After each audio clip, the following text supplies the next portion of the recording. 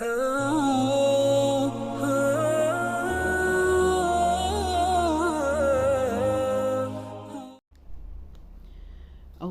मिनश्शैतानिर्रजीम बिस्मिल्लाहिर्रहमानिर्रहीम रब्बि इश्रह ली सदरी व यस्सिर ली अमरी वहलुल उक़दतम मिन लिसानी यफ़क़हू क़ौली। अल्लाहुम्मा इन्नी असअलुका बिहक़्क़ि साइलिना इलैका व बिहक़्क़ि ममशाया हाज़ा इलैक फ़इन्नी लम अख़रुज बतरन वला अशरन वला रियान वला सुम्मा फ़इन्नमा अख़रजतु इत्तिक़ाइ सख़तिका व इब्तिग़ाइ मर्ज़ातिका व इन्नी असअलुका अन तुनक़िज़नी मिनन नार व तग़फ़िर ली ज़ुनूबी फ़इन्नहु ला यग़फ़िरु ज़ुनूबा इल्ला अंता सुब्हानका ला इल्म लना इल्ला मा अल्लमतना इन्नका अंतल अलीमुल हकीम। रब्बी ज़िदनी इल्मा रब्बी ज़िदनी इल्मा रब्बी ज़िदनी इल्मा अल्लाहुम्मा यस्सिर वला तुअस्सिर व तम्मिम बिल खैर रब्बी फ़तह ली मसामिअ क़ल्बी लिज़िक्रिक आमीन या रब्बल आलमीन। अल्लाहुम्मा सल्लि अला मुहम्मद व अला आलि मुहम्मद कमा सल्लैता अला इब्राहीम व अला आलि इब्राहीम इन्नका हमीदुम मजीद। अल्लाहुम्मा बारिक अला मुहम्मद व अला आलि मुहम्मद कमा बारकता अला इब्राहीम व अला आलि इब्राहीम इन्नका हमीदुम मजीद आमीन। अस्सलामु अलैकुम व रहमतुल्लाहि व बरकातुहू। अच्छा, हमारा जो पिछला सबक था वो हमने छोड़ा था आयत नंबर 123 से। आज हम सूरह बकरा का आज हमारा जो पार्ट 3 है, पारा नंबर 1 और आयत नंबर 124 से हम इसको शुरू करेंगे। याद करो कि जब इब्राहीम अलैहिस्सलाम को उसके रब ने चंद बातों में आजमाया, वो उन सब में पूरा उतर गया तो उसने कहा, मैं तुझे सब लोगों का पेशवा बनाने वाला हूँ। इब्राहीम अलैहिस्सलाम ने अर्ज़ किया, और क्या मेरी औलाद से भी यही वादा है? उसने जवाब दिया, मेरा वादा ज़ालिमों से मुतल्लिक नहीं है। देखिए, इब्राहीम अलैहिस्सलाम इतनी ज़िंदगी, उनकी तमाम ज़िंदगी आजमाइशों के अंदर, सख्त आजमाइशों के अंदर गुजरी है, जिनका चंद का ज़िक्र यहाँ पर अल्लाह ताला यानी चंद बातों से अल्लाह ताला कह रहे हैं कि उनको गुजरवाया और जिनमें वो पूरा उतर गया। और फिर अल्लाह ताला ने हज़रत इब्राहीम अलैहिस्सलाम के जो एक वादा है पेशवा बनाने का, लोगों का इमाम, लीडर बनाने का, और इन्हीं की नस्ल से फिर अम्बिया की सारी चेन चली, ये सब के जद्द अमजद ठहरे। और फिर देखिए, फ़िक्र वालिद को किस चीज़ की होती है, वालिदैन को किस चीज़ की होती है? अपनी औलाद की। तो प्यारे अल्लाह ने जो वादा किया उसमें पूछा कि क्या मेरी औलाद से भी यही वादा है? अल्लाह ने जवाब दिया, मेरा वादा ज़ालिमों से मुतल्लिक नहीं है, यानी जो जुल्म करेंगे आपकी औलाद में से, आपकी औलाद होना कोई फ़ायदा उनको नहीं देगी। जो जालिम होंगे, जो कुफर करेंगे, जो इनकार की रविश इख्तियार करेंगे, जो नाफरमानी करेंगे, आपकी औलाद में उन जालिमों से मेरा कोई वादा नहीं है कि अल्लाह ताला उनको भी कामयाब करेगा। और ये कि हमने इस घर यानी काबे को लोगों के लिए मरकज़ और उम्मत अमन की जगह बना दिया, और लोगों को हुक्म दिया था कि इब्राहीम अलैहिस्सलाम जहाँ इबादत के लिए खड़ा होता है, इस मुकाम को मुस्तकिल जाए नमाज बना लो। और इब्राहीम और इस्माइल को ताकीद की थी कि मेरे इस घर के को तवाफ़ और इतकाफ़ और रुकू और सजूद करने वालों के लिए पाक रखो। किन चीज़ों से पाक रखना है? शिरक से पाक, हर गंदगी से पाक, हर किस्म की जो हाजत रवाई और किसी से की जाती है उन चीज़ों से पाक, उन पुकारों से पाक, उन नियतों से पाक इस जगह को रखो। ठीक है। और मुकाम इब्राहीम क्या है? यहाँ पे जो आयत में आया है, आयत नंबर 125 में, वो जहाँ जहाँ यानी हज़रत इब्राहीम अलैहिस्सलाम गए, जहाँ पर उनके कदम पड़े, वो सारी जगह मुकाम इब्राहीम ही कहलाई जाएगी। और ख़ास तौर पे मुकाम इब्राहीम जो है, जहाँ पर खाना काबा की तामीर की गई थी और जो पत्थर जो है वो नसब है, उसी को मुकाम इब्राहीम कहा जाता है। वैसे ये सारी जगहों पर जहाँ इब्राहीम अलैहिस्सलाम हरम में गए, पहुँचे, मनासिक अदा किए, वो सारी चीज़ें मुकाम इब्राहीम में ही आएंगी। और ये कि इब्राहीम ने दुआ की कि ए मेरे रब, इस शहर को अमन का शहर बना दे और इसके बाशिंदों में से जो अल्लाह और आखिरत को माने, इन्हें हर किस्म के फलों का रिस्क दे। जवाब में इसके रब ने फरमाया, اور جو نہیں مانے گا دنیا کی چند روزہ عیش مزے وہ زندگی کا سامان تو میں اسے بھی دوں گا، یہ دنیا اسے بھی دوں گا، مگر آخر کار اسے پھر عذاب جہنم کی طرف گھسیٹوں گا اور وہ بدترین ٹھکانہ ہے۔ یہ سب کلیئر کر دیا اللہ تعالیٰ نے کہ جو اللہ کا نافرمان ہوتا ہے اس سے رزق نہیں میں روکتا، اللہ کے نافرمانوں کے لیے رزق نہیں روکا جاتا، وہ تو ان کو وہ بھی دیا جاتا ہے چند دن کی یہاں پر جو ان کے عیش اور مزے ہیں، اللہ کہتے ہیں ان کو میں دوں گا۔ لیکن پیچھے والی بات کو جو اللہ نے کلیئر کر دیا ظالموں سے میرا وعدہ متعلق نہیں، تو اگلی دعا میں ابراہیم علیہ السلام نے ان لوگوں کو پرومیننٹ کیا ہے جو آخرت اور اللہ پر ایمان لائیں، ان کے لیے اس شہر میں امن پیدا کر دیجئے اور وافر مقدار میں ان کو پھل اور دنیا کی جو زندگی کی رونقیں ہیں وہ ان کو عطا کریے۔ لیکن اللہ تعالیٰ نے یہ وعدہ عام کر دیا۔ اس سے مجھے اور آپ کو یہ سمجھنا چاہیے کہ یہ دنیا کا جو رزق ہے، دنیا کا مال ہے، دنیا کی دولت ہے، اس کے انبار ہیں، یہ سب کچھ ایک کافر کو بھی اللہ بھر بھر کے دیتا ہے۔ لیکن پھر وہی بات شروع والی کہ ہدایت اللہ تعالیٰ اپنے چنے ہوئے لوگوں کو دیتا ہے، ہدایت اس کو دی جاتی ہے جو اس کا طلبگار ہوتا ہے، ہدایت مانگے سے ملتی ہے۔ تو یہ پوائنٹ مجھے آپ کو دوبارہ سے کلیئر کر لینا چاہیے۔ اور یاد کرو کہ ابراہیم اور اسماعیل علیہ السلام جب اس گھر کی دیواریں اٹھا رہے تھے تو دعا کرتے جاتے تھے، اے ہمارے رب ہم سے یہ خدمت قبول فرما لے، تو سب کی سننے اور سب کچھ جاننے والا ہے۔ کیا؟ ربنا تقبل منا انکا انت السمیع العلیم، اے ہمارے رب ہم دونوں کو اپنا مطیع فرما بردار مسلم بنا دے، ہماری نسل سے ایسی قوم اٹھا جو تیری مسلم ہو، تیری فرما بردار ہو، ہمیں اپنی عبادت کے طریقے بتا اور ہماری کوتاہیوں سے درگزر فرما، تو بڑا معاف کرنے والا اور رحم فرمانے والا ہے۔ اور اے رب ان لوگوں میں خود انہی کے ایک قوم کے اندر سے ایک ایسا رسول اٹھا جو انہیں تیری آیات سنائے اور ان کی کتاب اور حکمت کی تعلیم دے اور ان کی زندگیاں سنوار دے، تو بڑا ہی مقتدر ہے، تو بڑا ہی حکیم ہے، تو بڑا ہی زبردست ہے۔ سبحان اللہ، کتنی خوبصورت مکمل دعا ہے۔ اور اس کے اندر آپ دیکھیں کہ اللہ تعالیٰ نے ہمیں ایک طریقہ یہ بھی بتا دیا کہ کوئی بھی خیر اور نیکی کا کام، کوئی بھی بھلائی کا کام، کوئی بھی اچھا اللہ کی مراد پانے کے لیے جو کام کیا جاتا ہے اس کے ساتھ ضرور اس دعا کو مانگنا چاہیے، ربنا تقبل منا، اللہ ہم سے اس کام کو قبول کر لیجئے۔ یعنی یہ صرف تھکن نہ رہ جائے، یہ صرف ہمارے ایکشنز نہ رہ جائیں، اللہ تعالیٰ اس کو اپنے ہاں مقبول کر کے ان اعمال کو بلند کر دیجئے اور اس کو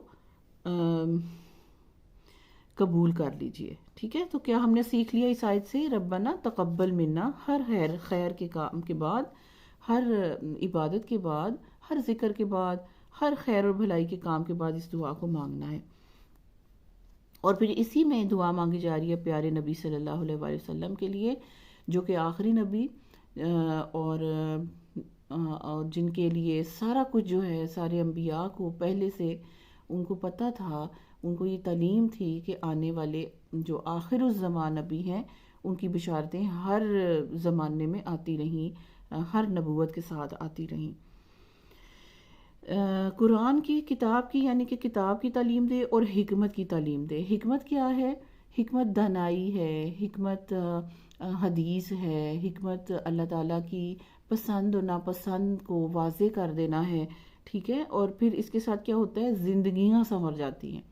جو ایک جہالت میں زندگی گزری ہے، پہلے پتہ ہی نہیں ہے کتاب کیا ہے، اس کا فرمان کیا ہے، اللہ کی پسند اور ناپسند کیا ہے، لیکن جب مل جاتی ہے اللہ تعالیٰ کی وہ ساری حکمتیں اور اللہ کی طرف سے سارے جو فرمان کتاب کی صورت سے میں اتر جاتے ہیں، اور پھر ان کی جب تعلیم کرنے کے لیے ایک بہترین فرد، اس کو کتاب کو جاننے والا، اس کتاب کو لکھنے والے نے ہی جس کو بتا کے بھیجا ہو کہ اس طرح سے تعلیم کرنی ہے، تو پھر زندگیاں سنور جاتی ہیں، پھر زندگیاں آسان ہو جاتی ہیں، پھر زندگیوں کے بگاڑ ختم ہو جاتے ہیں، ان کے توازن درست ہو جاتے ہیں، زندگیوں کو ہینڈل کرنا آ جاتا ہے، آزمائشوں سے گزرنا آ جاتا ہے، خوشی اور غموں کے اندر کیا کرنا ہے انسان کو، کس حال میں اللہ کے پاس واپس جانے کے لیے ہمیں کوشش کرنی ہے، کس طرح سے ہم نے زندگی گزارنی ہے، کس طرح سے ہمیں موت آنی چاہیے، تو ان کی زندگی دنیا کی بھی آخرت کی بھی وہ سنوار دے۔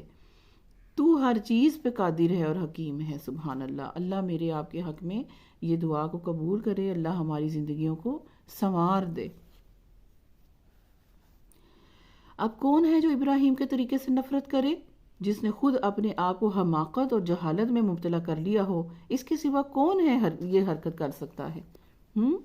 ابراہیم تو وہ شخص ہے جس کو ہم نے دنیا میں اپنے کام کے لیے چن لیا تھا اور آخرت میں اس کا شمار صالحین میں ہوگا۔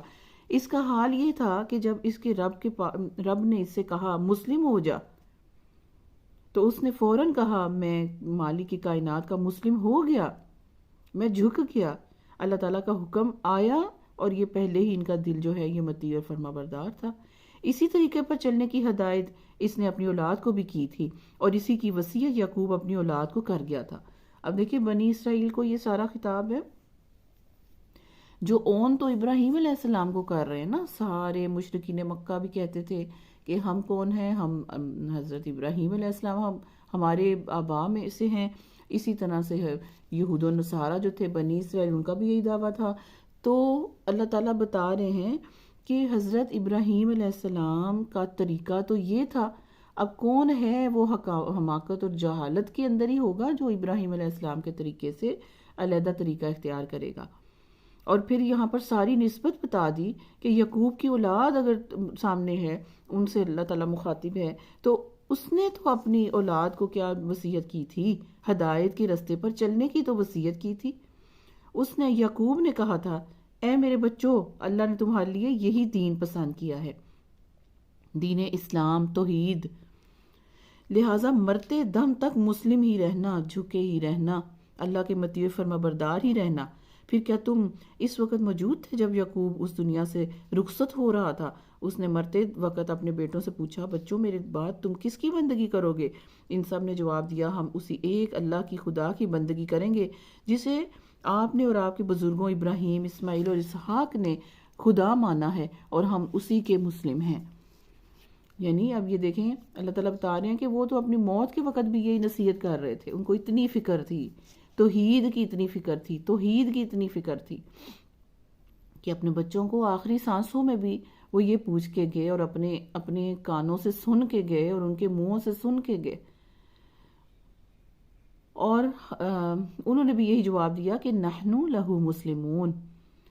وہ کچھ لوگ تھے، وہ کچھ گروہ تھا، وہ پہلے لوگ تھے جو گزر گئے، جو کچھ انہوں نے کمایا اچھا برا جیسا بھی وہ ان کے لیے ہے، اور جو کچھ تم کماؤ گے اب اپنی فکر کرو وہ تمہارے لیے ہے، تم سے یہ نہ پوچھا جائے گا کہ وہ کیا کرتے تھے۔ سوال مجھے اور آپ کو کیا ہونا ہے؟ سوال مجھے اور آپ کو اللہ کی طرف جا کے یہ ہونا ہے کہ تم کیا کر کے آئے ہو۔ اس لیے آج سے ہم اپنی سوچ کو بدل لیں، اپنے اشاروں کو بدل لیں، اپنے کویسچنز کو بدل لیں، کہ یہ نہیں پوچھنا، یہ فکر نہ ہو کہ وہ کیا کر رہے ہیں، مجھے آپ کو اپنی فکر ہو کہ اللہ نے مجھ سے یہ سوال کرنا ہے تم کیا کر کے آئی ہو، تمہیں کیا کرنے کو کہا گیا تھا اور تم کیا کر کے آئی ہو، یہ پوچھا جائے گا۔ اور دوسرے ان سے بھی یہی سوال ہوگا، ان سے بھی پوچھ لیا جائے گا۔ اس لیے مجھے اور آپ کو اپنی فکر کرنی ہے اس سوال کے حساب سے۔ اللہ کہتے ہیں وہ جو پہلے گزر گئے بس گزر گئے، وہ کچھ لوگ تھے، اور جو وہ انہوں نے کیا ان کے لیے تھا، اور تم جو اب کر رہے ہو، تم جو کماؤ گے تمہارے لیے ہے، تم سے یہ نہیں پوچھا جائے گا کہ وہ کیا کر رہے تھے۔ وَمَا عَلَيْنَا إِلَّا الْبَلَاغُ، یعنی اچھائی کو آگے پہنچا دو، میرا صرف آگے پہنچا دینا کام ہے، مجھ سے یہ سوال نہیں ہوگا کہ انہوں نے یہ کام کیوں نہیں کیا تمہارے کہنے پہ، مجھ سے یہ سوال ہوگا کہ تم نے یہ کام کیوں نہیں کیا۔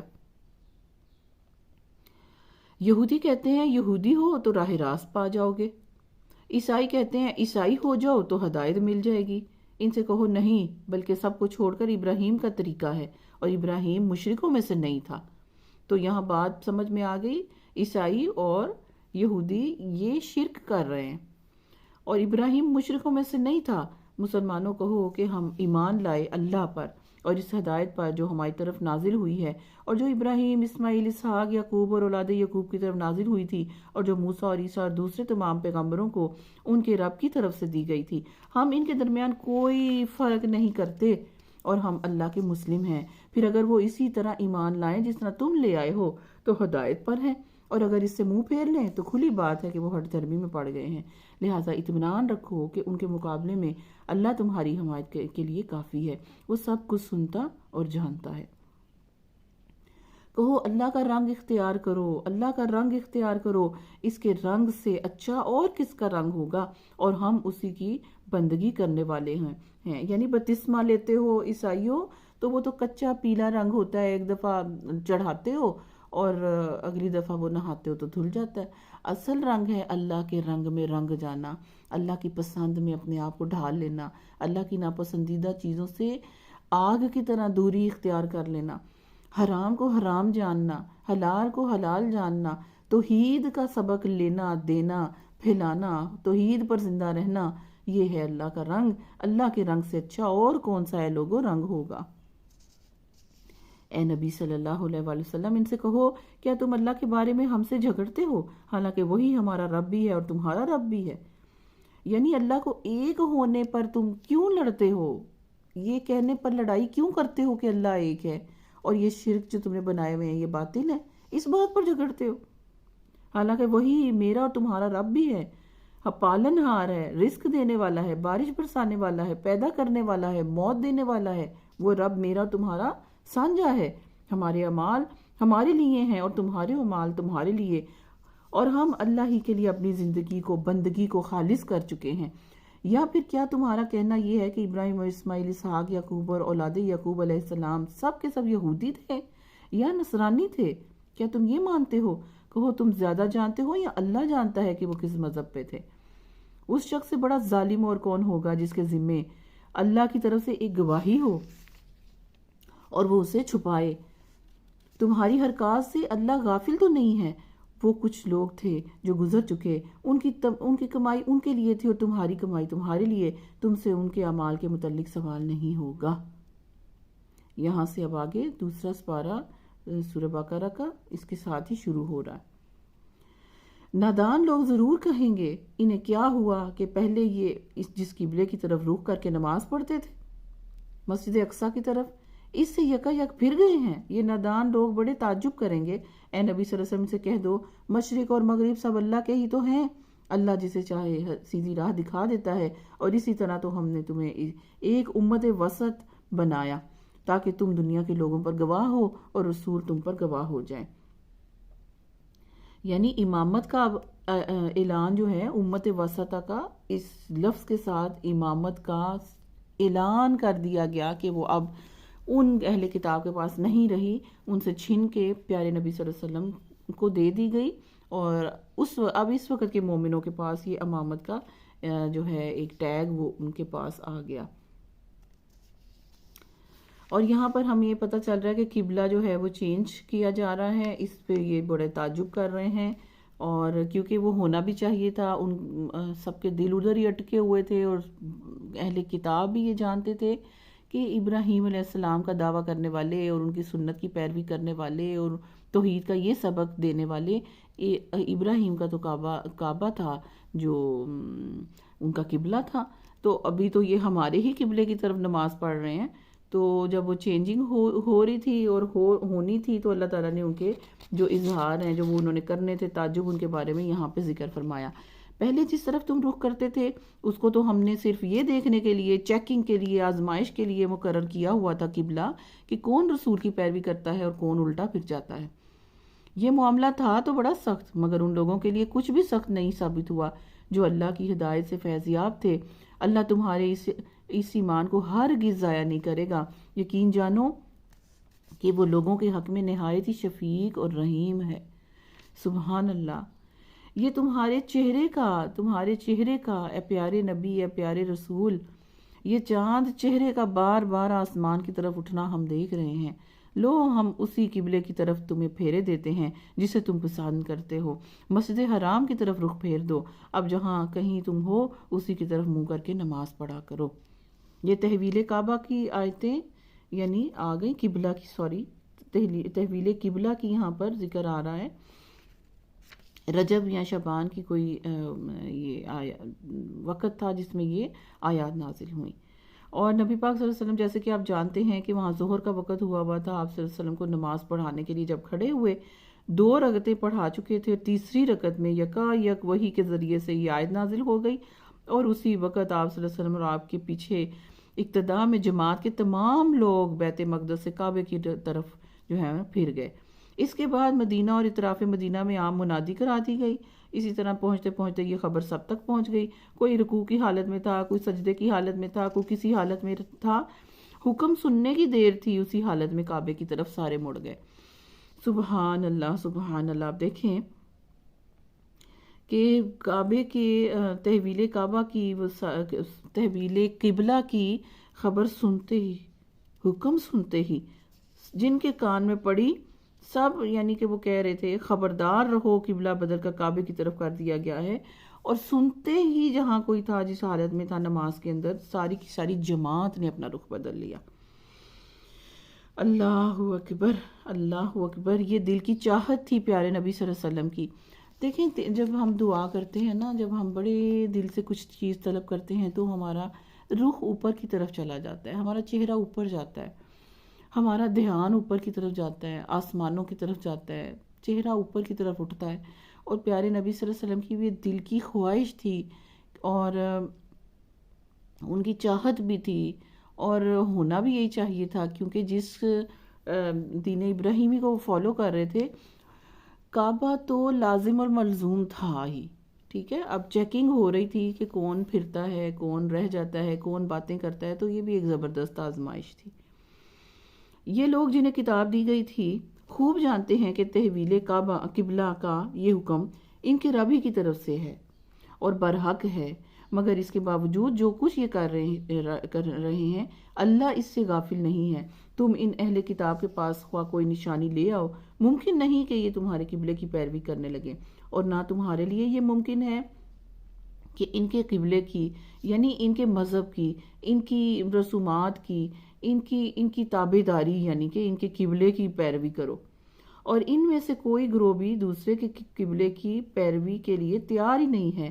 اور اگر تم نے اس علم کے بعد جو تمہارے پاس آ چکا ہے حق ان کی خواہشات کی پیروی کی تو یقیناً تمہارا شمار ظالموں میں ہوگا۔ جن لوگوں کو ہم نے کتاب دی ہے وہ اس مقام کو جسے قبلہ بنایا گیا ہے ایسا پہچانتے ہیں جیسے اپنی اولاد کو پہچانتے ہیں، مگر ان میں سے ایک گروہ جانتے بوجھتے حق کو چھپا رہا ہے۔ یہ قطعی ایک امر حق ہے تمہارے رب کی طرف سے، لہٰذا اس کے متعلق تم ہرگز کسی شک میں نہ رہو۔ ہر ایک کے لیے ایک رخ ہے جس کی طرف وہ مڑتا ہے، بس تم بھلائیوں کی طرف سبقت کرو، بھلائیوں کے اندر تم سبقت کرو، جہاں بھی تم ہوگے اللہ تمہیں پا ہی لے گا، تمہاری نیکی کو اٹھا ہی لے گا، وہ جان ہی لے گا۔ بھلائیوں کی طرف بس تم اور میں سبقت کریں، اس کی قدرت سے کوئی چیز باہر نہیں ہے۔ تمہارا گزر جس مقام سے بھی ہو وہیں سے اپنا رخ نماز کے وقت مسجد حرام کی طرف پھیر دو، کیونکہ یہ تمہارے رب کا بالکل برحق فیصلہ ہے، اور اللہ تم لوگوں کے اعمال سے بے خبر نہیں۔ اور جہاں سے بھی تمہارا گزر ہو اپنا رخ مسجد حرام ہی کی طرف پھیرا کرو، اور جہاں بھی وہ تم ہو اسی کی طرف منہ کر کے نماز پڑھو، تاکہ لوگوں کو تمہارے خلاف کوئی حجت نہ ملے۔ اب یہ جو وہاں کے مکین ہیں، مسافر ہیں، جو باہر کے ملک سے آ رہے ہیں، ان سب کے لیے یہاں پر باری باری کلیئرلی اللہ تعالیٰ نے بتا دیا کہ کوئی حجت نہ ہو، بس سب کے لیے کعبہ کی طرف ہی منہ کر کے نماز پڑھنا ہے۔ ہاں جو ظالم ہے ان کی زبان کسی حال میں بند تو نہیں ہوگی، تو ان سے تم نہ ڈرو بلکہ مجھ سے ڈرو، اور اس لیے کہ میں تم پر اپنی نعمت پوری کر دوں، اور اس موقع پر کہ میرے اس حکم کی پیروی سے تم اسی طرح فلاح کا راستہ پاؤ گے جس طرح تمہیں اس چیز سے فلاح نصیب ہوئی کہ میں نے تمہارے درمیان خود تم میں سے ایک رسول بھیجا جو تمہیں میری آیات سناتا ہے اور تمہاری زندگیوں کو سنوارتا ہے، اور تمہیں کتاب اور حکمت کی تعلیم دیتا ہے، اور تمہیں وہ باتیں سکھاتا ہے جو تم نہیں جانتے تھے۔ لہٰذا تم مجھے یاد رکھو، میں تمہیں یاد رکھوں گا، اور میرا شکر ادا کرو اور کفران نعمت نہ کرو۔ سبحان اللہ۔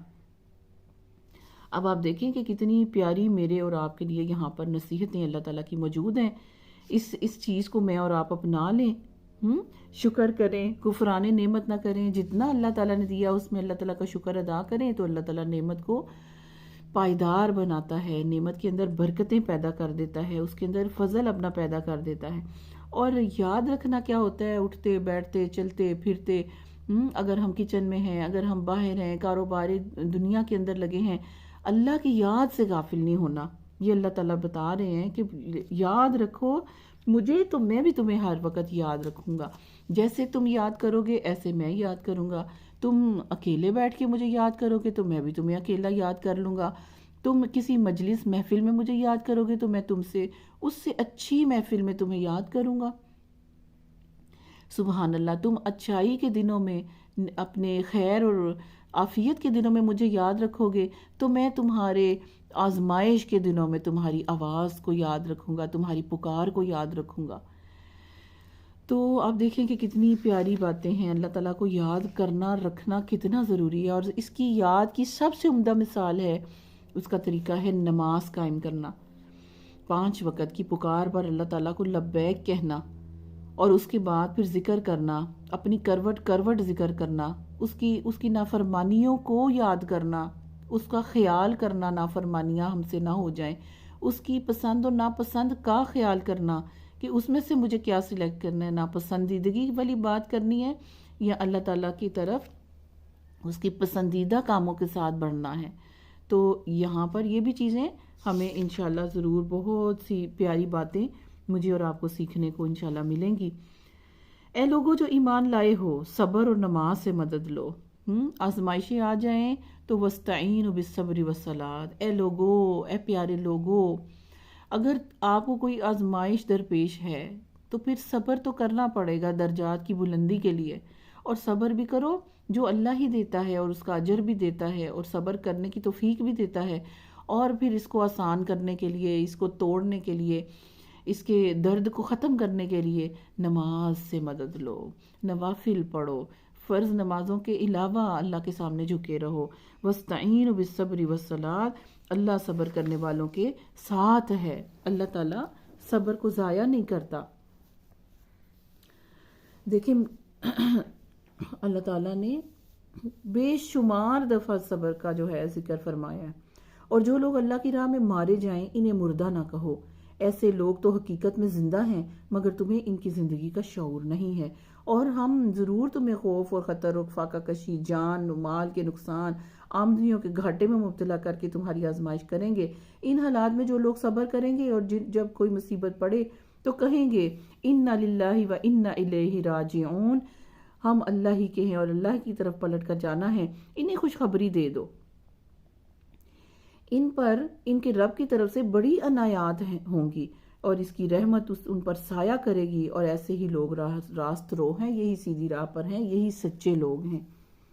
یعنی اللہ تعالیٰ نے اب اس آیت کے اندر، آیت نمبر 154، 155، 156 کے اندر، 157 کے اندر اتنی خوبصورت بات کہہ دی۔ اللہ تعالیٰ کہتے ہیں جو انسان پیدا ہو رہا ہے اس کو تو آزمانا ہی آزمانا ہے۔ کس طرح؟ ضرور آزمائیں گے، یہ ہو ہی نہیں سکتا کہ کوئی کسی آزمائش میں مبتلا نہ ہو، لیکن میری آپ کی، کسی بھی پیارے کی، کسی بھی جاننے والے کی آزمائش مختلف ہوگی، ٹھیک ہے؟ کوئی کسی طرح سے آزمائش میں گھرا ہوا ہے، کسی کو کوئی مسئلہ درپیش ہے، کسی کے کوئی مسائل ہیں، کسی پہ کچھ بنی ہوئی ہے، وہ ضروری نہیں سب سیم ہو۔ وہ کون کون سی چیزیں ہو سکتی ہیں؟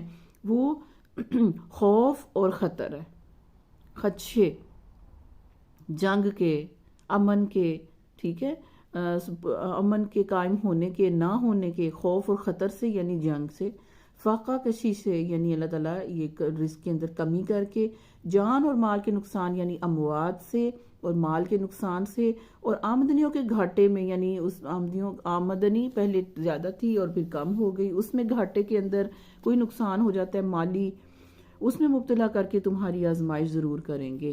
اب اس میں سے کسی بھی لیول کی آزمائش، کم، زیادہ، درمیانی اور کسی ٹائپ کی بھی، ہر کسی انسان کی زندگی کے اندر موجود ہے۔ ان حالات میں سے کچھ بھی آ جائے تو اللہ کہتے ہیں ان حالات میں سے جو صبر کرے گا نا، اور جب کوئی اس پہ مصیبت پڑ جائے گی ان کے اندر میں سے، تو وہ اس وقت پہلے وقت میں آزمائش کی اس گھڑی، دکھ کی اس گھڑی، اس لمحے کے شروع میں، سٹارٹ پر ہی، وویلے مچانے کے بعد نہیں، شور شرابے کرنے کے بعد نہیں، اسی وقت جب کوئی چیز اس طرح سنیں اور کہیں اِنَّا لِلَّهِ وَإِنَّا إِلَيْهِ راجعون، تو اللہ تعالیٰ کہتے ہیں ایسے میرے بندوں کو خوشخبری دے دو۔ خوشخبری کس چیز کی؟ ان پر پہلی چیز ہے اللہ کی طرف سے عنایات ہوں گی، اب یہ عنایات کیا ہیں؟ بہت سی بھلائیاں اس کی جگہ پر اللہ تعالیٰ عطا فرمائیں گے، دنیا میں بھی اور آخرت میں بھی۔ دوسری بات، اللہ تعالیٰ اس کو اپنی رحمت کے سایہ دیں گے۔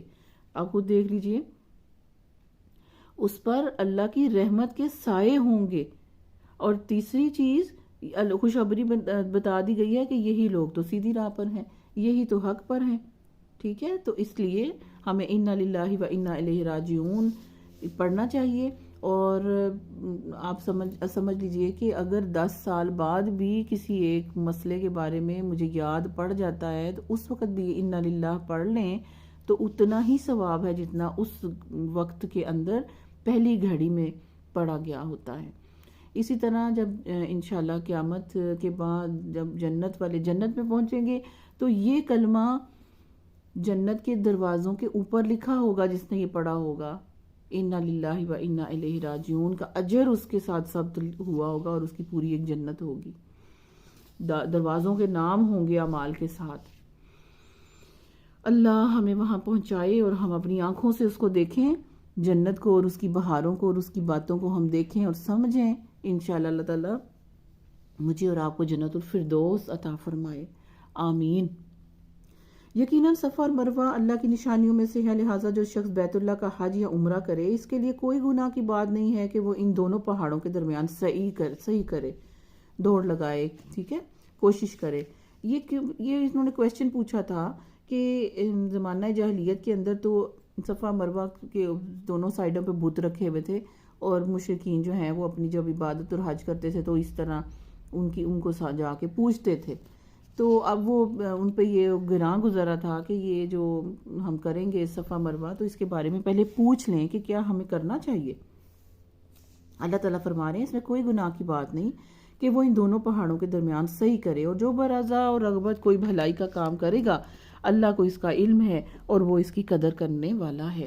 جو لوگ ہماری نازل کی ہوئی روشن تعلیمات اور ہدایات کو چھپاتے ہیں، یعنی اہل کتاب بھی، اور پھر بعد میں یہ خطاب عام بھی ہے، جو لوگ ہماری نازل کی ہوئی روشن تعلیمات اور ہدایات کو چھپاتے ہیں جبکہ ہم انہیں سب انسانوں کی رہنمائی کے لیے اپنی کتاب میں بیان کر چکے ہیں، یقین جانو کہ اللہ بھی ان پر لعنت کرتا ہے اور تمام لعنت کرنے والے بھی ان پر لعنت کرتے ہیں، البتہ جو اس روش سے باز آ جائیں اور اپنے طرز عمل کی اصلاح کر لیں اور جو کچھ چھپاتے تھے اسے بیان کرنے لگ جائیں ان کو معاف کر دوں گا، اور میں بڑا درگزر کرنے والا اور رحم کرنے والا ہوں۔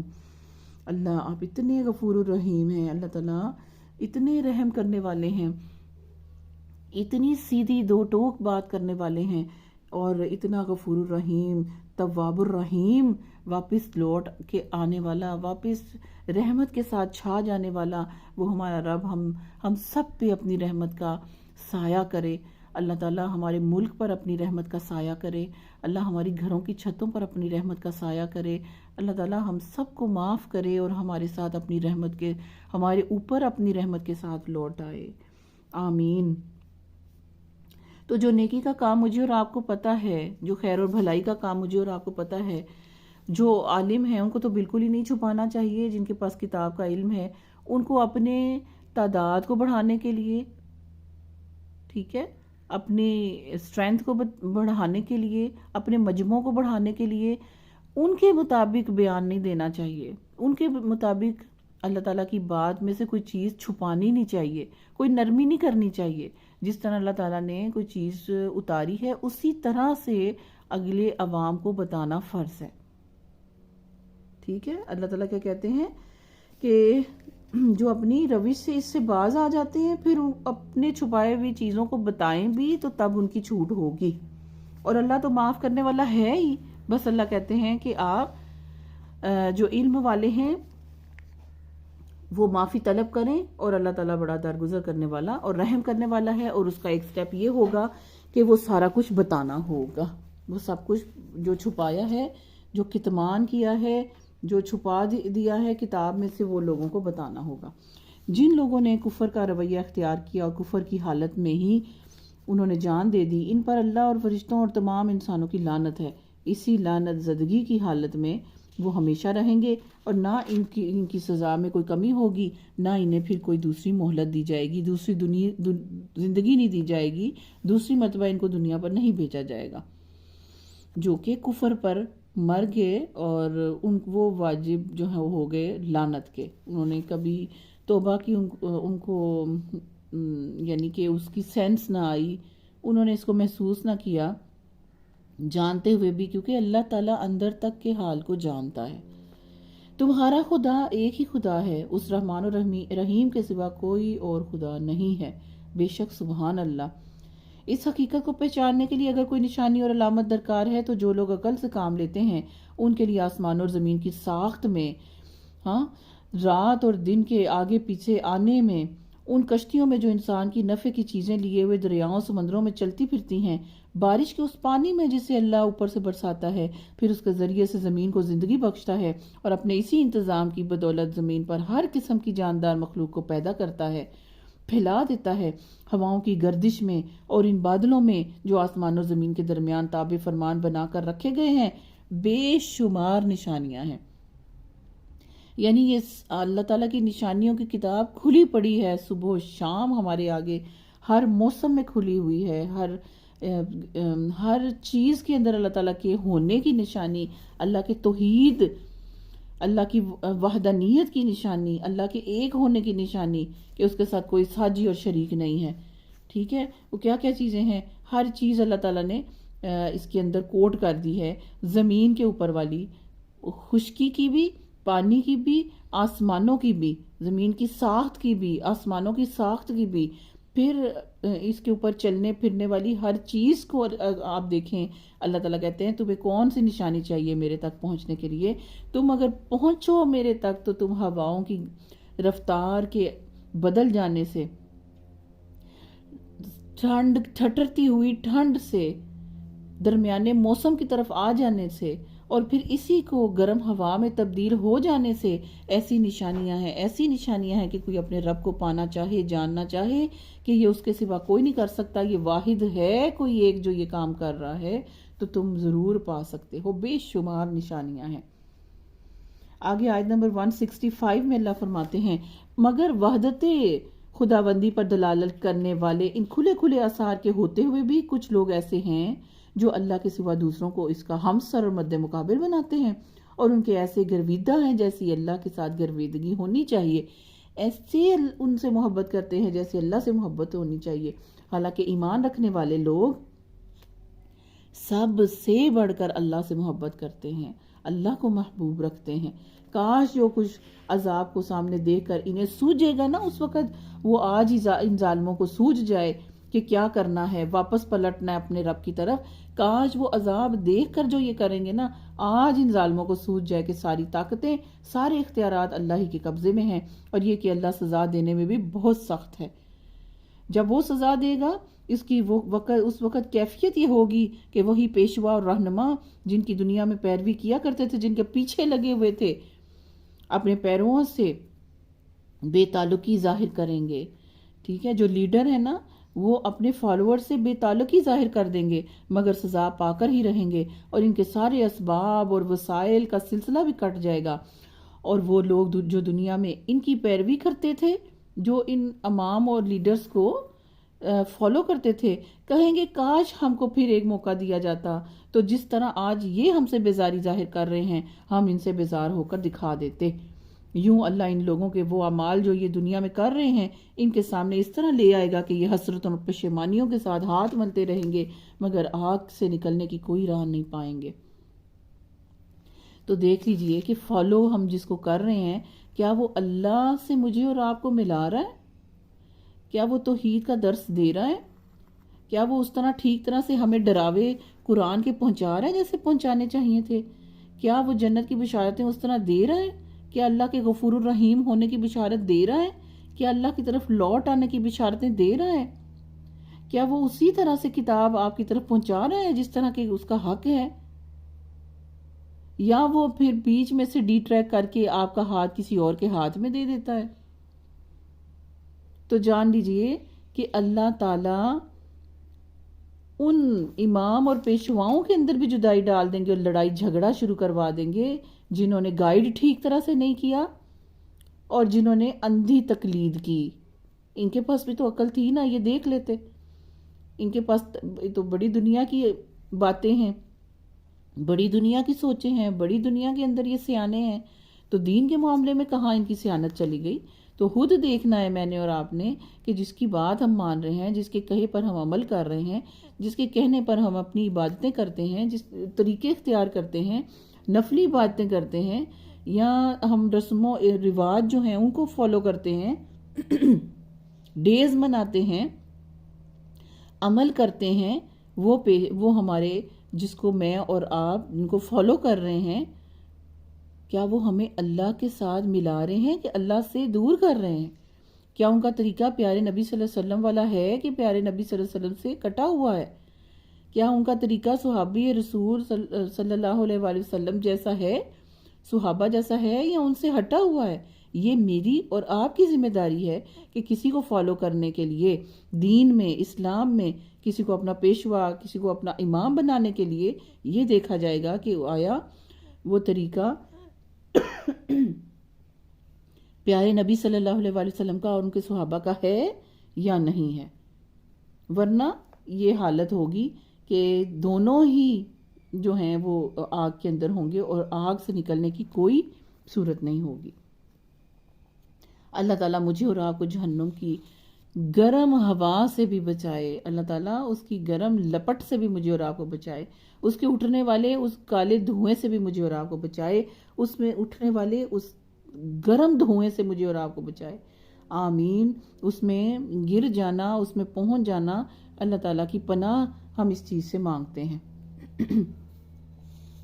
آگے آیت نمبر 168 میں اللہ فرما رہے ہیں، لوگوں زمین میں جو حلال اور پاک چیزیں ہیں انہیں کھاؤ اور شیطان کے بتائے ہوئے راستوں پر نہ چلو، وہ تمہارا کھلا دشمن ہے، تمہیں بدی اور فحش کام کا حکم دیتا ہے اور یہ سکھاتا ہے کہ تم اللہ کے نام پر وہ باتیں کہہ دو جن کے متعلق تمہیں کوئی علم ہی نہیں ہے، اور وہ اللہ سے جو اللہ نے نہیں فرمائی۔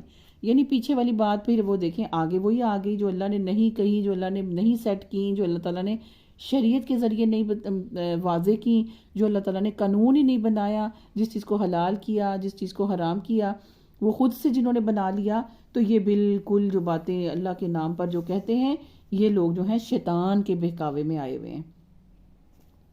ان سے جب کہا جاتا ہے کہ اللہ نے جو احکام نازل کیے ہیں ان کی پیروی کرو، تو جواب دیتے ہیں کہ ہم تو اسی طریقے کی پیروی کریں گے جس پر ہم نے اپنے باپ دادا کو پایا۔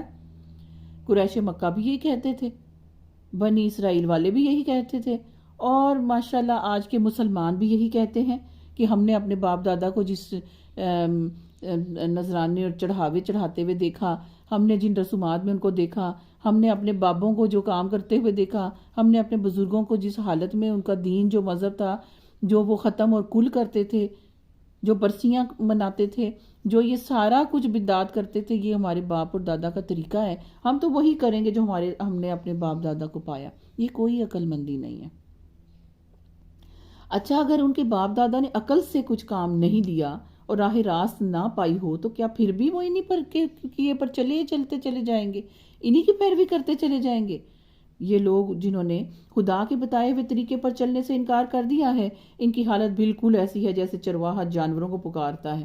جانور ہوتے ہیں نا، ان کے کان ہوتے ہیں، لیکن چرواہا پیچھے سے پکارتا ہے۔ جانوروں کو صرف آواز آ رہی ہوتی ہے، ان کو یہ نہیں سمجھ آ رہی ہوتی کہ وہ کیا کہہ رہا ہے۔ ان کی حالت کس طرح ہے؟ ایسی ہے جیسے چرواہا جانوروں کو پکارتا ہے اور وہ ہاں پکار کی صدا کے سوا، آواز کی سوا کچھ بھی نہیں سنتے۔ یہ بہرے ہیں، گونگے ہیں، اندھے ہیں، اس لیے کوئی بات ان کی سمجھ میں نہیں آتی۔ اے لوگو جو ایمان لائے ہو، اگر تم حقیقت میں اللہ کی بندگی کرنے والے ہو تو جو پاک چیزیں ہم نے تمہیں بخشی ہیں انہیں بے تکلف کھاؤ اور اللہ کا شکر ادا کرو۔ اللہ کی طرف سے اگر کوئی پابندی تم پر ہے تو وہ یہ ہے کہ گنی ہوئی چند چیزیں ہیں۔ سوال ان سے، پیارے نبی سے یہ کیا گیا کہ کون سی چیزیں حرام ہیں، کون سی چیزیں حلال ہیں، یہ سوال کیا گیا۔ اب حلال تو بے شمار ہے، کتنی لسٹ بتاتے، وہ تو کاؤنٹ لیس ہے۔ تو بتایا یہ گیا کہ ہر چیز جو اللہ تعالیٰ نے پیدا کی ہے پاک ہے، جس کے اندر کوئی کراہیت والا چیز نہیں ہے۔ اللہ تعالیٰ نے سبھی، اللہ پاک ہے، اس نے جو چیز پیدا کی پاک ہے، بے تکلف اللہ کی پاک چیزیں کھاؤ اور اللہ کا شکر ادا کرو۔ صرف کھاؤ نہیں، مزے نہیں کرو، اس کے بعد اللہ تعالیٰ کا شکر بھی ادا کرو۔ اور ہاں، جو چھوٹی سی لسٹ ہے حرام کیا ہے وہ یہ ہے: مردار نہ کھاؤ، خون سے اور سور کے گوشت سے پرہیز کرو، اور کوئی ایسی چیز نہ کھاؤ جس پر اللہ کے سوا کسی اور کا نام لیا گیا ہو۔ اب آپ دیکھیں، کسی اور کا نام لے کر جو چیز، چاہے اب وہ پھل ہے، چاہے وہ ختم کر رکھا ہوا کوئی میٹھا ہے، نمکین ہے، پکا ہوا ہے، کچا ہے، جس پر کسی اور بزرگ کا نام لے لیا گیا، وہ چیز میرے آپ کے لیے، مسلمانوں کے لیے حرام ہو جائے گی۔ خود دیکھ لیجئے، سن لیجئے، پڑھ لیجئے، ٹھیک ہے، اللہ خود بتا رہے ہیں۔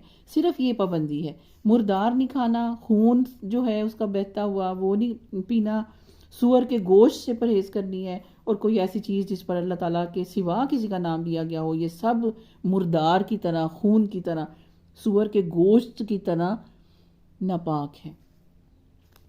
ہاں، جو شخص مجبوری کی حالت میں ہو، جان نکل رہی ہے، مجبوری ہے، کہیں پھنس گیا ہے، کوئی آزمائش آ گئی ہے، اور وہ ان میں سے کوئی چیز کھا لیتا ہے، صرف ایک لقمہ، دو لقمہ، اور اس کے قانون شکنی کا کوئی ارادہ نہیں ہوتا کہ اللہ کا قانون توڑ کے وہ ہپ ہپ کر کے کھانے لگ جائے یا ضرورت کی حد سے تجاوز کرے، تو اس پر کچھ گناہ نہیں، اللہ بخشنے والا اور رحم کرنے والا ہے۔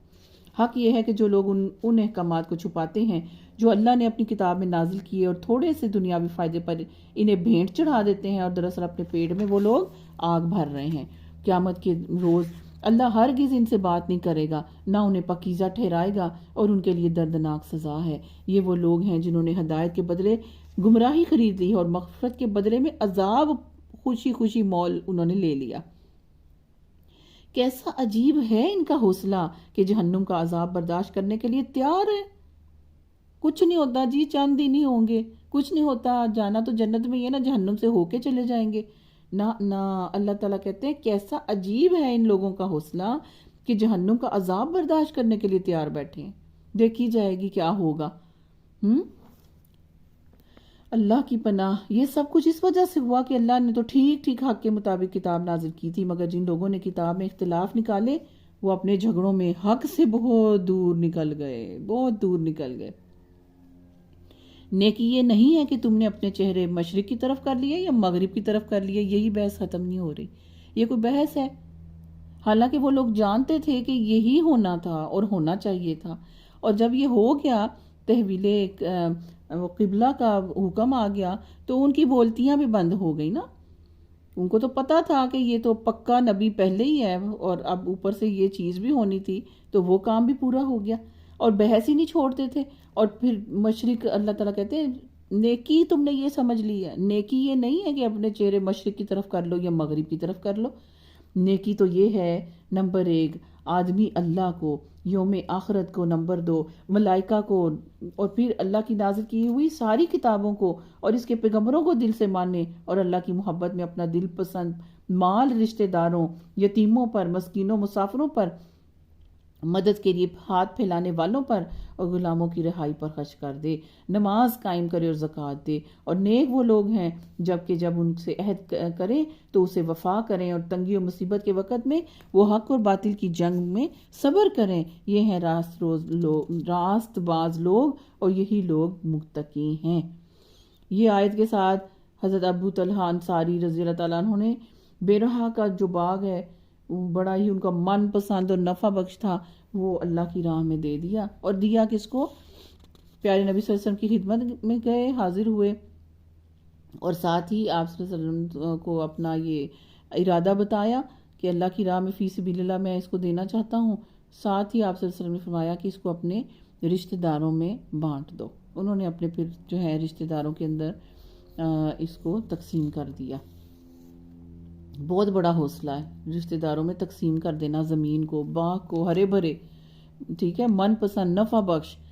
اب آپ دیکھیں کہ یہ ساری چیزیں ہیں، اور چوٹ کس کو کی جا رہی ہے؟ بنی اسرائیل والوں کو، اور حکم اس کے ساتھ کس کو دیا جا رہا ہے؟ ان کو بھی دیا جا رہا ہے، اور ہمیں بھی دیا جا رہا ہے، پیارے لوگوں کو دیا جا رہا ہے جو پیارے نبی صلی اللہ علیہ وسلم کے ارد گرد موجود تھے، ان سب کو، کہ نیکی تو یہ ہے کہ اللہ کو، آدمی اللہ کو ایک مانے۔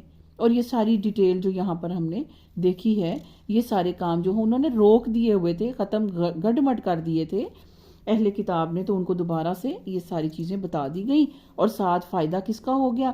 مسلمانوں کے اوپر جو یہ کتاب اتر رہی ہے، یہ آیات اتر رہی ہیں، جو آیات سنی انہوں نے، ہم نے سنی، انشاءاللہ ہمارا بھلا ہو جائے گا انشاءاللہ، اگر ہم اس کے مطابق عمل کریں گے۔ اے لوگوں جو ایمان لائے ہو، تمہارے لیے قتل کے مقدموں میں اب قصاص کا حکم لکھ دیا گیا ہے۔ یعنی کیا مطلب؟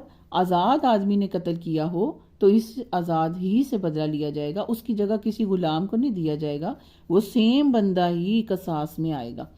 غلام قتل ہو تو وہ غلام ہی قتل کیا جائے گا، وہ والا ہی سیم پرسن، اور عورت اس جرم کی مرتکب ہو تو اس عورت سے ہی قصاص لیا جائے گا۔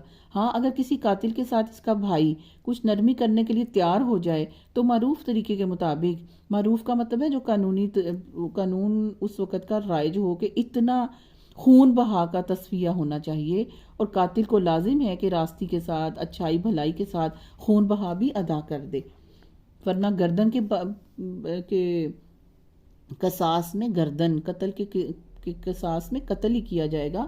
لیکن اگر کوئی نرمی کرتا ہے تو پھر جو پیسے ہیں وہ اچھے طریقے سے اس کی ادائیگی ہونی چاہیے۔ یہ بات اللہ تعالیٰ سمجھا رہے ہیں، یہ تمہارے رب کی طرف سے تخفیف ہے، کمی ہے اور رحمت ہے۔ اس پر جو زیادتی کرے اس کے لیے دردناک سزا ہے۔ عقل اور خرد رکھنے والوں، تمہارے لیے قصاص میں ہی تو زندگی ہے، امید ہے کہ تم اس قانون کی خلاف ورزی سے پرہیز کرو گے۔ تم پر فرض کیا گیا ہے جب تم میں سے کسی کی موت کا وقت آئے اور وہ اپنے پیچھے مال چھوڑ رہا ہو تو والدین اور رشتہ داروں کے لیے معروف طریقے سے وصیت کر دے۔ وصیت وہ والی کرے، معروف طریقے والی، جس میں کسی وارث کا نقصان نہ ہو۔ وراثت سے آگ کر دینا، وراثت کسی کے حق میں کم اور کسی میں زیادہ دے دینا، ایسی کوئی وصیت نہیں چلے گی۔ یہ حق ہے متقی لوگوں کا کہ وہ وصیت لکھ کے اپنے پاس رکھیں۔ ٹھیک ہے۔ پھر جنہوں نے وصیت سنی اور بعد میں اسے بدل ڈالا تو اس کا گناہ ان کے بدلنے والوں پر ہوگا۔ وہ جو وصیت کر کے چلا گیا اس پہ اس کا کوئی گناہ نہیں، بعد میں رد و بدل کرنے والوں پر اس کا گناہ ہوگا۔ اللہ سب کچھ سنتا اور جانتا ہے۔ البتہ جس کو یہ اندیشہ ہو کہ وصیت کرنے والے نے جان بوجھ کے یا نادانستہ طور پر حق تلفی کر دی ہے کسی وارث کی، اور پھر معاملے سے تعلق رکھنے والوں کے درمیان وہ اصلاح کر دے تو اس پر کچھ گناہ نہیں ہے۔ اللہ بخشنے والا اور رحم فرمانے والا ہے۔ اے لوگو جو ایمان لائے ہو، تم پہ روزے فرض کر دیے گئے ہیں جس طرح تم سے پہلے انبیاء پر کے پیرووں پر فرض کیے گئے تھے۔ اس سے توقع ہے کہ تمہیں تقوی کی صفت پیدا ہوگی۔ دیکھیں اب رمضان بھی ہے اور انشاءاللہ تعالیٰ اللہ تعالیٰ نے ہمیں بتا دیا کہ تقوی کا ذریعہ ہے، ہدایت اور کامیابی کا ذریعہ تمہارے پاس آ رہا ہے۔ اب اس میں جو بھی اللہ تعالیٰ کا حکم ہوگا اس کے مطابق جو عمل کرے گا انشاءاللہ وہ جنت بھی پا لے گا اور اس کو تقوی بھی ملے گا۔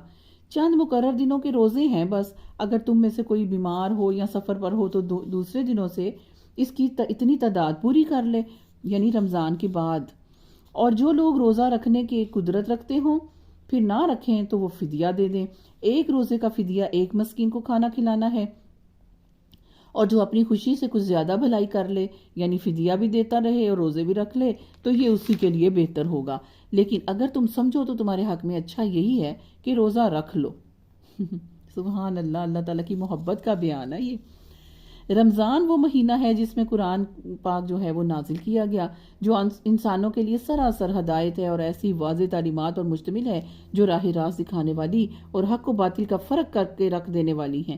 لہٰذا اب سے جو شخص اس مہینے کو پا لے اس کو لازم ہے کہ اس مہینے کے پورے روزے رکھے، اور جو کوئی مریض ہو یا سفر پر ہو تو وہ دوسرے دنوں میں روزوں کی تعداد کو پورا کر لے۔ امتحان آ جائیں تو روزہ نہیں چھڑوانا بچوں کا۔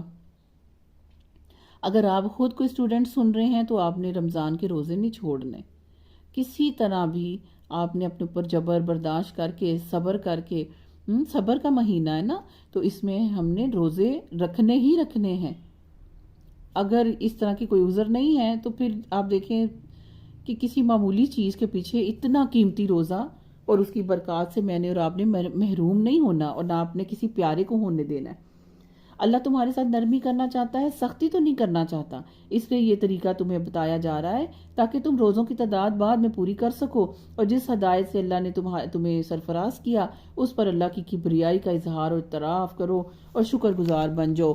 یہاں پر یہ عید کا منظر ہے کہ تمہیں پھر بعد میں اللہ تعالیٰ کی تکبیرات کو بلند کرنا ہے اور اس کا شکر کرنا ہے اور خوشی بھی منانی ہے انشاءاللہ۔ اللہ تعالیٰ وہاں تک مجھے اور آپ کو لے کے جائے انشاءاللہ۔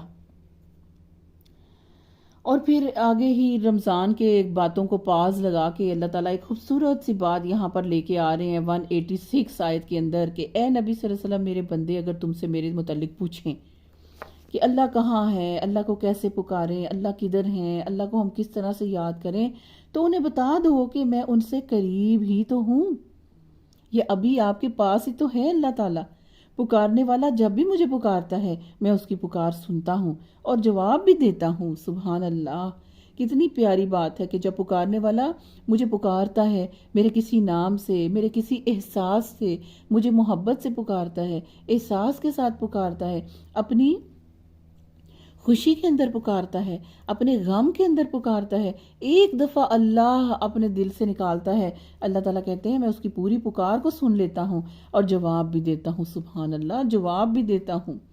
دیکھیں اللہ ہمیں کتنا بلند کر رہے ہیں، یہاں پر اللہ ہمیں کتنا درجہ دے رہے ہیں، کہاں وہ اتنا عظیم الشان رب، اور وہ میری پکار کا جواب بھی دیتا ہے۔ حالانکہ تکبر اس کے کندھے کی چادر ہے، حالانکہ تکبر اس کے کندھے کی چادر ہے۔ ہم دیکھیں ہمیں تو بالکل حرام ہے نا تکبر کرنا، لیکن وہ دیکھیں وہ کتنی اونچی، کتنی اونچا ہے، وہ کتنا بلند ہے، کتنا بڑا ہے، کتنا عظیم ہے، کتنا بڑا بادشاہ ہے، اور میری پکار کا جواب بھی دے رہا ہے۔ سبحان اللہ۔ لہٰذا انہیں بھی تو چاہیے نا کہ میری دعوت پر لبیک کہیں، لا الہ الا اللہ پر لبیک کہیں، شرک نہ کریں، میرے ساتھ کسی کو ساجی نہ بنائیں۔ ان کو بھی تو چاہیے میری دعوت پر لبیک کریں۔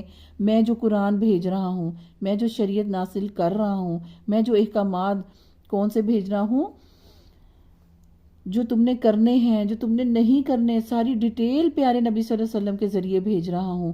ان کو بھی تو چاہیے نا، ان قرآن پڑھنے والوں کو بھی تو چاہیے نا، یہ مجھے پکارنے والوں کو چاہیے نا کہ میری بات پر لبیک کہیں، مجھ سے منہ نہ موڑیں، مجھ سے رخ نہ اپنا دور کریں، اور مجھ پہ ایمان لے کے آئیں، یقین رکھیں، بھروسہ رکھیں، توکل کریں، صبر کریں۔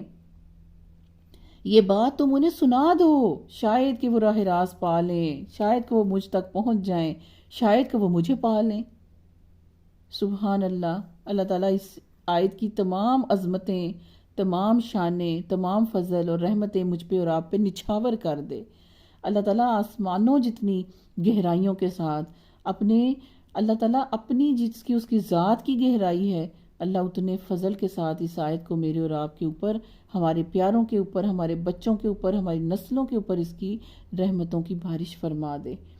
اللہ ہماری پکاروں کو سنے، ہمیں اس درد سے نکالے، ہماری آزمائشوں سے نکالے، ہم دکھ میں ہوں یا سکھ میں ہوں، ہمیں اللہ کو پکارنا ہے اور اس کی بات پر لبیک کہنا ہے، اس کے حکم کے آگے اپنا سر نہیں اٹھانا، ابلیس کے نقش قدم پہ نہیں چلنا، اس کا جو حکم آ جائے اسی پہ سر جھکا دینا ہے، مسلم بننا ہے، ابراہیم کا طریقہ اپنانا ہے، حنیف بننا ہے، مطیع فرما بردار بننا ہے۔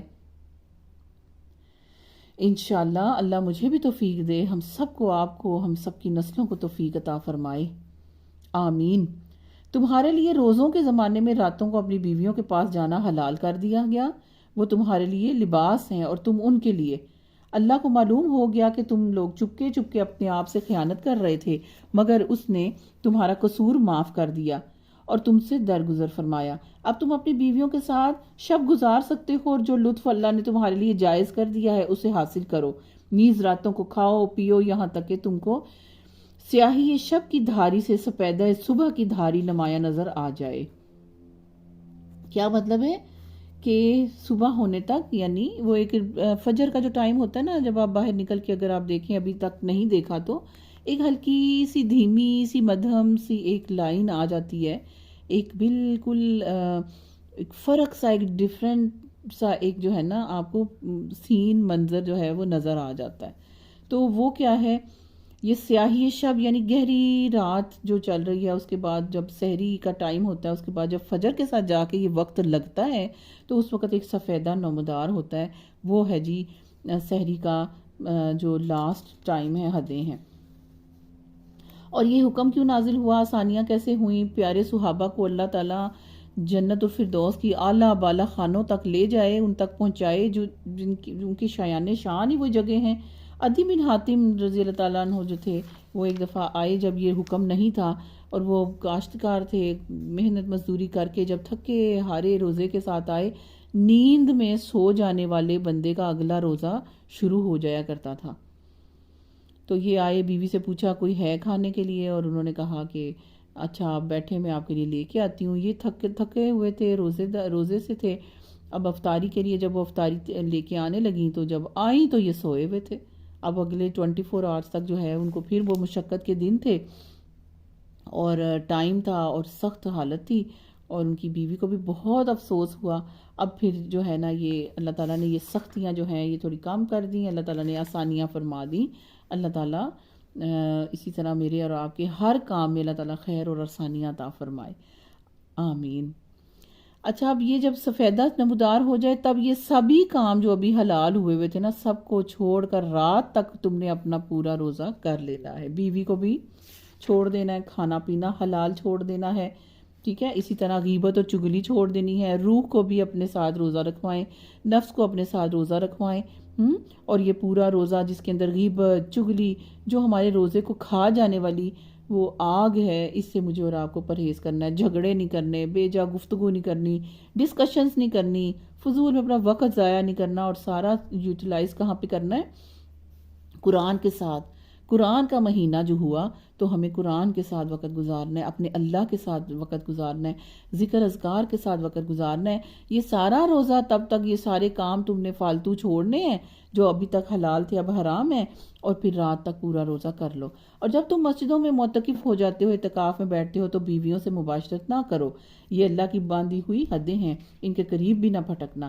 اس طرح اللہ اپنے احکامات لوگوں کے لیے بس صراحت کھلی طرح سے بیان کرتا ہے. توقع یہ ہے کہ وہ غلط رویے سے بچیں گے، اور تم لوگ نہ تو آپس میں ایک دوسرے کے مال ناروا طریقے سے کھاؤ، اور نہ حاکموں کے آگے اس غرض سے اس کو کھینچ کے پیش کرو کہ تمہیں دوسروں کے مال کا کوئی حصہ قصدن ظالمانہ طریقے سے کھانے کا موقع مل جائے گا. یعنی اب یہ کیا ہے کہ کسی ایسے طریقے سے مال کھانے کی اللہ تعالیٰ نے بالکل جو سود ہے، رشوت ہے، اس طریقے سے یہ سارا مال جو ہے غلط طریقوں سے کھانے کو اللہ نے حرام کیا ہے. لوگ تم سے چاند کی گھٹتی بڑھتی صورتوں کے متعلق پوچھتے تھے. سبحان اللہ، دیکھیں کتنے سادے لوگ تھے، سادہ لوگ، وہ پیارے صحابی. اب سوچیں تھوڑی دیر ایک لمحے کے لیے، قرآن تو ہم نے اللہ تعالیٰ کی توفیق سے پڑھنا ہی ہے. اب دیکھیں، سوچیں تو صحیح ذرا، کتنے پیارے سیدھے سادے وہ لوگ تھے، چاند کے بارے میں سوال کر رہے ہیں. یا رسول اللہ صلی اللہ علیہ وسلم، یہ چاند کیوں گھٹتا بڑھتا ہے؟ یہ اس کو گرہن کیوں لگتا ہے؟ یہ کالا کیوں ہو جاتا ہے؟ یہ کبھی بڑھتا ہے، کبھی ایسے اس حالت میں ہوتا ہے. یہ پوچھ رہے ہیں چاند کی بڑھتی گھٹتی صورتوں کے متعلق. کہو یہ لوگوں کے لیے تو تاریخوں کے لیے تعین کیا گیا ہے، حج کی علامتیں ہیں اس کے اندر. یعنی جو عبادات ہیں نا، ہماری عبادت کے جو ڈیز آتے ہیں، مہینے، وہ چاند کی تاریخوں سے طے ہوتے ہیں، ٹھیک ہے نا. جیسے 10 ذوالحج ہے، حج کا دن ہے، 11 ہے، پھر 13 کو کیا کرنا ہے، کب شروع ہوگا، چاند کب چڑھا ہے، اس حساب سے عبادت ہوتی ہے. پھر رمضان کا چاند دیکھ کر، ٹھیک ہے، وہاں پر یہ عیسوی کیلنڈر جو ہیں، جو شمسی ہیں، وہ نہیں چلیں گے، ساتھ ہوتے ہیں، لیکن ہماری عبادت کے دن کب شروع ہوں گے؟ چاند کی تاریخ کو دیکھ کے، چاند کب نکلا ہے. تو اس میں یہ تو تاریخوں کی تعین کے لیے ہے، اور حج کی علامتیں بھی ہیں. نیز ان سے کہو کہ یہ کوئی نیکی کا کام تو نہیں ہے کہ تم اپنے گھروں میں پیچھے کی طرف سے احرام کی حالت میں داخل ہوتے ہو. نیکی تو اصل میں یہ ہے کہ آدمی اللہ کی ناراضگی سے بچتا رہے، یہ نیکی ہے. لہٰذا تم اپنے گھروں میں دروازے ہی سے آیا کرو، البتہ اللہ سے ڈرتے رہو، شاید کہ تمہیں فلاح نصیب ہو جائے. اور تم اللہ کی راہ میں ان لوگوں سے لڑو جو تم سے لڑتے ہیں. مگر زیادتی نہ کرو کہ اللہ زیادتی کرنے والوں کو پسند نہیں کرتا۔ ان سے لڑو جہاں بھی تمہارا ان سے مقابلہ پیش آ جائے، اور انہیں نکالو جہاں سے انہوں نے تم کو نکالا، اس لیے کہ قتل اگرچہ برا ہے مگر فتنہ اس سے بھی زیادہ برا ہے۔ اور مسجد حرام کے قریب جب تک وہ تم سے نہ لڑیں تم بھی ان سے نہ لڑو، مگر جب وہ وہاں لڑنے سے نہ چکیں تو تم بھی بے تکلف انہیں مارو، کہ ایسے کافروں کی یہی سزا ہے۔ پھر اگر وہ باز آ جائیں تو جان لو کہ اللہ معاف کرنے والا اور رحم کرنے والا ہے۔ اچھا، اس کے بعد ہی جنگ بدر پیش آئی اور پھر لڑائیوں کا سلسلہ شروع ہو گیا نا۔ اس آیت کے بعد اب اللہ تعالیٰ نے اذن دیا، پہلے تک تو اذن نہیں تھا، لیکن اب یہاں پر جو یہ آیت آ گئی اس کے بعد اب یہ ہے کہ مسلمانوں کو اب کمزور پڑنے کی ضرورت نہیں ہے۔ اس وقت مکہ کے دور میں یہ تھا کہ مٹھی بھر مسلمان تھے، اگر وہ قوت اس وقت ختم ہو جاتی تو پھر اسلام کا نام و نشان ہی نہ رہتا، اور اس جمعیت کو بہت زیادہ نقصان پہنچنا تھا۔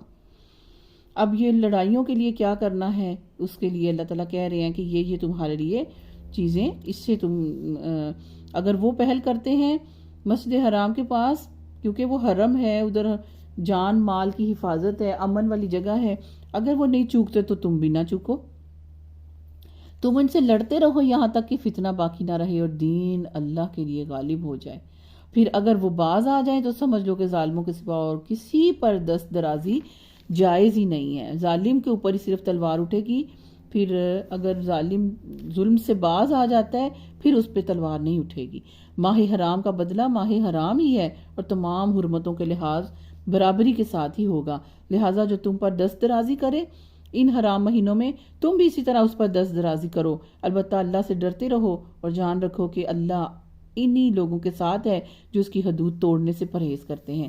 اللہ کی راہ میں خرچ کرتے رہو اور اپنے ہاتھوں میں اپنے آپ کو ہلاکت میں نہ ڈالو، احسان کا طریقہ اختیار کرو کہ اللہ محسنوں کو پسند کرتا ہے۔ اللہ کی خوشنودی کے لیے جب حج اور عمرے کی نیت کر لو تو اسے پورا کرو، اگر کہیں گر جاؤ تو جو قربانی تمہیں میسر آئے اللہ کی جناب میں اس کو پیش کر دو، اور اپنے سر نہ مونڈو جب تک کہ قربانی اپنی جگہ پر نہ پہنچ جائے۔ یہ اب حج جو اس کے جو طریقے ہیں، اس کے جو مناسک ہیں، اس کی جو ترتیب ہے، اس کو یہاں پہ واضح کیا جا رہا ہے۔ مگر ایک وہاں پر جو آ گیا ایک صحابی رسول، ان کے سر کے اندر جو ہے وہ جوؤں کا بہت زیادہ مسئلہ ہو گیا اور وہ بڑی پریشانی میں گھر گئے، ان کو سر مونڈنا پڑا، اور یعنی اس کے بعد پھر وہ اگر اس طرح کا کوئی چیز آ جاتی ہے تو اس کے لیے پھر جو ہے وہ کس طرح وہ دم پڑتا ہے اور کیا کرنا ہے، وہ سارا طریقہ جو ہے اللہ نے یہاں پر بتایا ہے۔ مگر جو شخص مریض ہو یا جس کے سر میں کوئی تکلیف ہو جائے احرام کی حالت میں، کیونکہ کنگھی نہیں کرنی نا اور بال وغیرہ نہیں اکھاڑنے ہوتے اس احرام کی حالت میں، تو سر میں اگر تکلیف ہو جائے اور اس بنا پر اپنا سر منڈوا لے تو اس سے پھر کیا چاہیے، فدیے کے طور پر روزے رکھے اور صدقہ دے یا قربانی کرے۔ پھر اگر تمہیں امن نصیب ہو جائے اور تم حج سے پہلے مکہ پہنچ جاؤ تو جو شخص تم میں سے حج کا زمانہ آنے تک عمرے کا فائدہ اٹھائے وہ حسب مقدور قربانی دے، اور اگر قربانی میسر نہ ہو تو 3 روزے حج کے زمانے میں اور 7 اپنے گھر جا کے واپس رکھے، اس طرح پورے 10 روزے رکھ لے گا۔ یہ رعایت ان لوگوں کے لیے ہے جن کے گھر بار مسجد حرام کے قریب نہیں ہوں۔ اللہ کے ان احکام کی خلاف ورزی سے بچو اور خوب جان لو کہ اللہ سخت سزا دینے والا ہے۔ حج کے مہینے سب کو معلوم ہی ہیں، جو شخص ان مقرر مہینوں میں حج کی نیت کرے اسے خبردار رہنا چاہیے کہ حج کے دوران میں اس سے کوئی شہوانی فعل، کوئی بد عملی، کوئی لڑائی جھگڑے کی بات سرزدی نہ ہو، اور جو نیک کام تم کرو گے وہ اللہ کے علم میں ہوگا۔ سفر حج کے لیے زیادہ راہ ساتھ لے جایا کرو، جو ضرورت کا سامان ہے، پیسے ہیں، مال ہے آپ کا، پھر آپ کے کپڑے ہیں، ضرورت کا موسمی، وہ سب کچھ آزادی راہ جو ہے وہ ساتھ لے کے جایا کرو، کیوں یہ سارے ترتیب سکھائی جا رہی ہے۔ اس وقت لوگ بالکل اپنے کپڑوں کو بھی ساتھ لے کے نہیں جاتے تھے، اور جو کرتے پہنے ہوتے تھے وہ جا کے حرم سے باہر ہی اتار دیتے تھے، کیونکہ وہ کہتے تھے کہ جن کپڑوں میں سارا سال ہم نے اللہ کی اگر نافرمانیاں بھی کی ہیں تو ان کپڑوں کو بھی ہم نے ادھر انٹر نہیں کرنا، اس کے ساتھ ہم اپنا جو ہے وہ حج یا عمرہ نہیں کر سکتے۔ تو اللہ نے کہا کہ زاد راہ بھی لو، اور سب سے بہتر زاد راہ جو ہے وہ تو پرہیزگاری ہے، اس کو بھی پیک کرو۔ عمرے کے تیاری کے اندر، حج کی تیاری کے اندر اپنی چیزوں میں تقوی کو پیک کرو، اس کو مت بھولو، اللہ کے خوف کو ساتھ لے کے جاؤ، اللہ کے ڈر کو ساتھ لے کے جاؤ۔ اگر یہ نیتیں ساتھ ہوں گی تو اللہ تعالیٰ وہاں سے بھر بھر کے خیر اور عافیت اور ہدایت کے فیصلے عطا کرے گا۔ لیکن دیکھیں کہ ہم پرہیزگاری کو، اللہ کے ڈر کو، اللہ کے تقوی کو کبھی اپنے زیادہ راہ میں پیک کر کے ساتھ حرم نہیں لے کے جاتے۔ اسی وجہ سے وہاں جیسے جاتے ہیں اسی طرح سے واپس آ جاتے ہیں۔ اب آئے بھی ادھر ہی اتر جاتے ہیں، پردے بھی ادھر ہی ہوتے ہیں اور رستے میں اتر جاتے ہیں، اور ویسے ہی ہم واپس آ جاتے ہیں۔ کوئی تقوی نہیں، کوئی اللہ کا خوف نہیں، کوئی اللہ کے سامنے جواب دہی کا کوئی خیال نہیں۔ تو تقوی ضرور، پرہیزگاری زیادہ راہ لو، بس اے ہوش مندو میری نافرمانی سے بچ جاؤ۔ اور اگر حج کے ساتھ ساتھ تم اپنے رب کا فضل یعنی تجارت بھی کرنا چاہتے ہو، خرید و فروخت کرنا چاہتے ہو، تو تلاش کرتے جاؤ، تو اس میں کوئی مذائقہ نہیں۔ پھر جب عرفات سے چلو تو مشعر حرام یعنی مزدلفہ کے پاس ٹھہر کر اللہ کو یاد کرو، اور اس طرح یاد کرو جس کی ہدایت اس نے تمہیں دی ہے، ورنہ اس سے پہلے تو تم لوگ بھٹکے ہوئے ہی تھے، تمہیں پتہ ہی نہیں تھا، شور شرابہ کر کے ہی تم سمجھتے تھے کہ ہم حج کر رہے ہیں۔ پھر جہاں سے اور سب لوگ مکہ والو جہاں سے اور لوگ پلٹتے ہیں وہیں سے تم بھی پلٹو اور اللہ سے معافی چاہو۔ یہ حدود حرم سے باہر نہیں جاتے تھے، مزدلفہ سے بھی باہر نہیں جاتے تھے، اور عرفات کے میدان میں بھی نہیں جاتے تھے۔ کہتے تھے کہ ہم تو مجاور ہیں، ہم مکہ سے باہر نہیں جائیں گے۔ تو اس طرح تو حج ہی نہیں ہوتا۔ تو ان کو کہا کہ پلٹو تم ادھر سے جہاں سے دوسرے لوگ پلٹ رہے ہیں، اور اللہ سے معافی چاہو، یقیناً وہ معاف کرنے والا اور رحم فرمانے والا ہے۔ پھر جب اپنے حج کے ارکان ادا کر چکو تو جس طرح پہلے اپنے آباء و اجداد کا ذکر کیا کرتے تھے نا، بڑے زور و شور سے بڑھا چڑھا کے ایک دوسرے کے اوپر بازی لے کے جاتے تھے، اسی طرح اب اللہ کا ذکر کرو، بلکہ اس سے بھی بڑھ کے اپنے رب کا ذکر کرو۔ سبحان اللہ۔ مگر اللہ کو یاد کرنے والے لوگوں میں بھی بہت ہی فرق ہے۔ ان میں سے کوئی تو ایسا ہے جو کہتا ہے اے ہمارے رب ہمیں دنیا ہی میں سب کچھ دے دے۔ ایسے شخص کے لیے آخرت میں پھر کوئی حصہ نہیں، جان لیجئے۔ جو دنیا مانگتا ہے، صرف دنیا مانگتا ہے، اس کے لیے، دنیا دار کے لیے صرف دنیا ہی ہے، آخرت میں کوئی حصہ نہیں۔ اور کوئی مانگنے والا کہتا ہے ربنا آتنا فی الدنیا حسنہ وفی الآخرۃ حسنہ وقنا عذاب النار۔ اللہ کہتے ہیں کچھ اللہ کے بندے ایسے بھی ہیں جو یہ دعا کرتے ہیں اے ہمارے رب ہمیں دنیا میں بھی بھلائی دے، آخرت میں بھی بھلائی دے، آگ کے عذاب سے بچا۔ ایسے لوگ اپنی کمائی کے مطابق دونوں جگہ پر حصہ پائیں گے۔ سبحان اللہ۔ اور اللہ کو حساب چکاتے کچھ دیر بھی نہیں لگتی۔ یہ تو گنتی کے چند روز ہیں جو تمہیں اللہ کی یاد میں بسر کرنے چاہیے۔